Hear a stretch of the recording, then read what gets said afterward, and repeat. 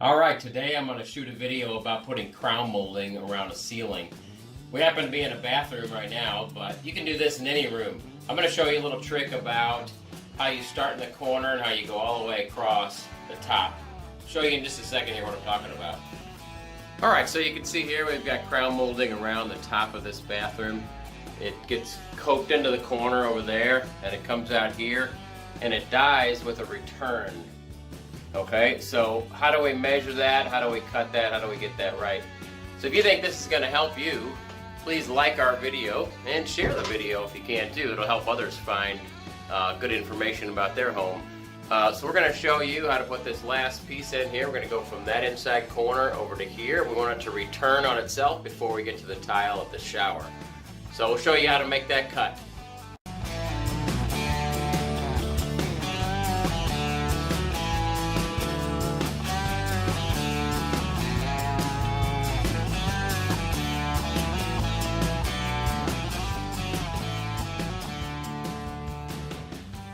Some of the basics about cutting crown molding, but this video really isn't intended to show you how to put up crown molding, just showing you how to make that one cut, but we'll go over it quickly. So what I've done here is I've put the part of the crown molding that goes against the wall, against the back of my fence. That way I can just turn my saw to 45.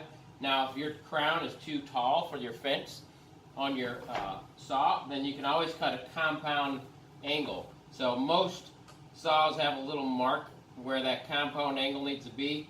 It's about 31.5 degrees is what it is there. And then you need to bevel your saw the other way too. And you can cut this length flat on your saw if you need to. But if you have a tall enough fence on your saw, this is really a quick and easy way to do it. So I've back cut this for my cope. We'll show you in a minute how to cope that. Now, to get the length right, we're going to flip that over. Before I cope that, I'm going to hook it on the point. In fact, here, can we show that? Hooking it right on the point of that cut, because that represents the corner of the wall. So that's where I measured to in the bathroom, was the corner. So I'm hooking it on there, and I want 72 1/8. So now what I've got here, my long point is actually on the top. This is the bottom of the crown molding. So I could go like this, but that angle is going to mess me up. It's going to shorten my length. So what I'm going to do is I'm going to mark it here, 72 1/8. Then I'm going to take a square and project that to the top. Okay? So now I've got my long point here. On the top of the crown molding, I now have my long point of where I want my miter to be for my return. Alright, so I now have the measurement on the top edge of the crown molding.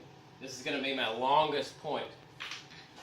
So now again I position my crown to where I'm flat against this surface, which represents my wall, and I'm going to come down and make my miter.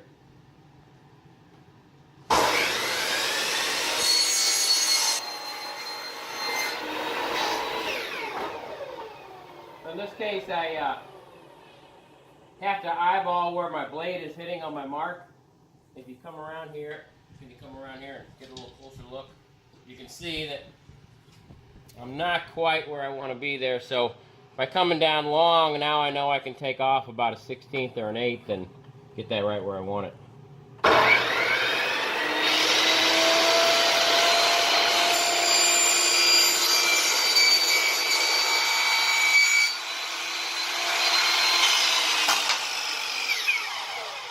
Alright, that'll do that. So now I have my crown molding with my long point at the top there, my long point at the bottom on this end. We're going to cope this and fit it into the corner, and this end's going to get a return. Now to make the return, we're gonna visualize what we have. I've got a piece coming across here, and I want to return this way. That means my flat end of my return piece needs to be right here. So that helps me get a good start at it. So let me square that up and we'll cut our return.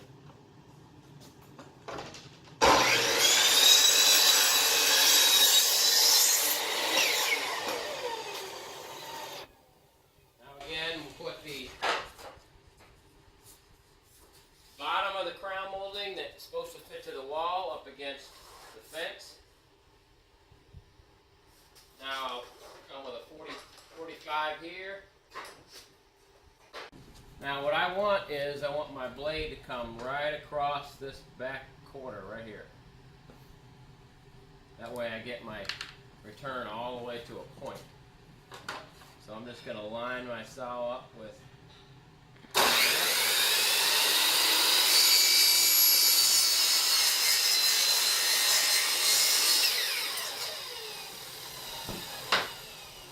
Alright, so now I have this return.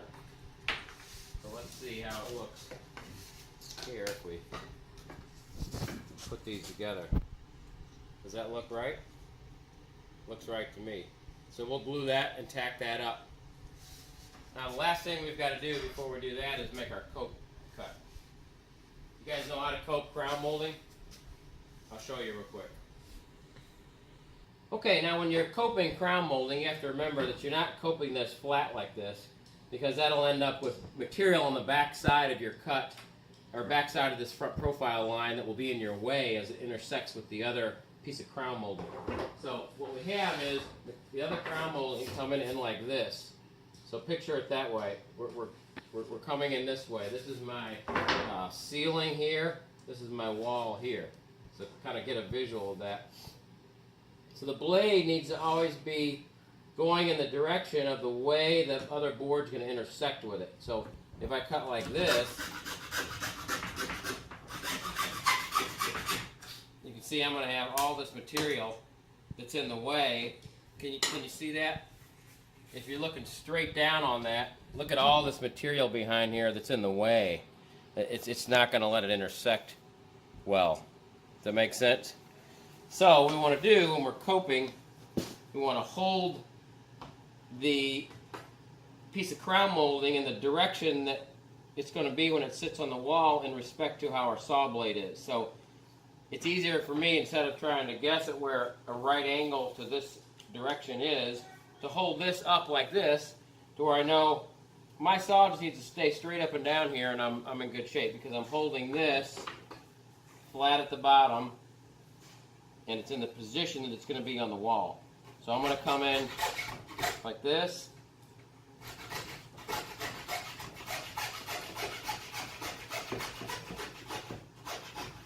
Now again, I'm going to keep my blade up and down like this.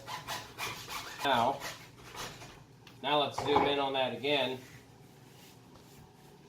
And I haven't cut this yet, but you can see this area that I cut here now has a straight shot through here with no material in the way behind this little paint line on the front. So we're going to do that all the way around here, and we'll fit it in place that way. Alrighty. Now let's show you how this is going to look. So you can see here we've got our coat. This is the way that the perpendicular piece is going to fit. We'll see if we can get that view there. You can see how that piece just fits right there, and there's nothing behind that paint line that's causing me to separate anywhere. It's fitting nice and tight. Alright, so I put the some glue on here, put the return on there, put a little nail on the end, and I got a piece of tape on there while the glue dries. So that's one end. I come over here, and this is going to intersect with my other wall like this. And we'll nail it up, and we'll have a piece of crown molding to finish out that bathroom space. So if you've ever wondered how you can get a good measurement on something like that, where you've got a bottom and a top long point, that's just a trick for you. Hope it helped you. If it did, please subscribe so you can get notified when we put out more videos, and we'd be glad to help you grow in your skills. If you'd like to learn more about how you can grow in our skills, see our closed Facebook group where you can learn even more skills, and we can give you some printables and some tips that you might not otherwise find out on the web. All right, thanks. Hope that helped you today. Help you bring your family home.